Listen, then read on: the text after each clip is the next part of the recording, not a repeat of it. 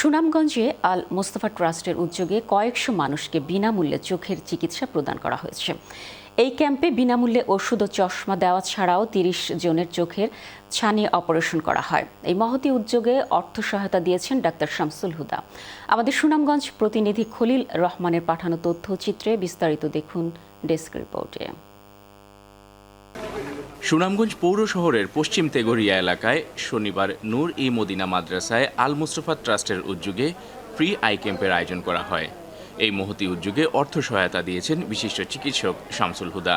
এই ক্যাম্পে শুধু শহর নয়, সুনামগঞ্জ জেলার দুয়ারাবাজার, বিশ্বম্বরপুর সহ বিভিন্ন এলাকা থেকে লোকজন এসে চোখের চিকিৎসা নেন। আমি মাইকে এলাউজে পাইছি যে এখানে বিনা টাকা চিকিৎসা করে আর কি। এখন আমি আগে মনে করেন মাছ তরকারি কিছু কাটতাম না, চোখে দেখতাম না। এখন এখানে আবার পরে দিয়ে তারা আমার চিকিৎসা করছেন, আমি চশমা পাইছি, এখন আমি সব কিছু ক্লিয়ার দেখি। আমরা বিনা ভাষায় আইনের পরীক্ষা অর্থন পরীক্ষা করিয়া এর বাদে আমরা অপারেশনের ডিউটিতে আনা পয়সায় আমরা তাই লাগি দেওয়া করি।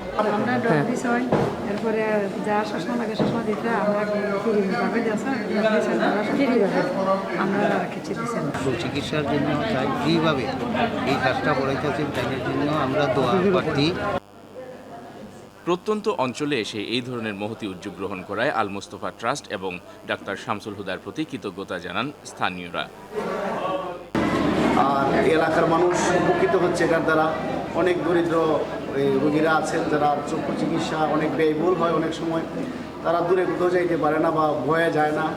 তো এখন কাছে হয়, তো এই বরপড়া, তেগরিয়া, তবে সুনামগঞ্জে অনেক মানুষ তারা এখানে আসছে চিকিৎসা নেওয়ার জন্যে।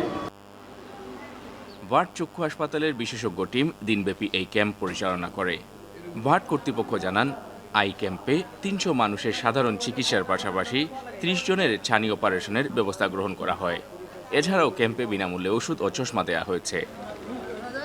এই চক্ষু সেবার মধ্যে আমরা ৩০ জন ক্যাটারারকে অপারেশন করাবো আজকে আমরা যাচাই করে রোগীকে পরীক্ষা নিরীক্ষা করে আজকে এখানে নিয়ে যাব হসপিটালে অপারেশন করে কালকে আবার এখানে আমরা পৌঁছাবো।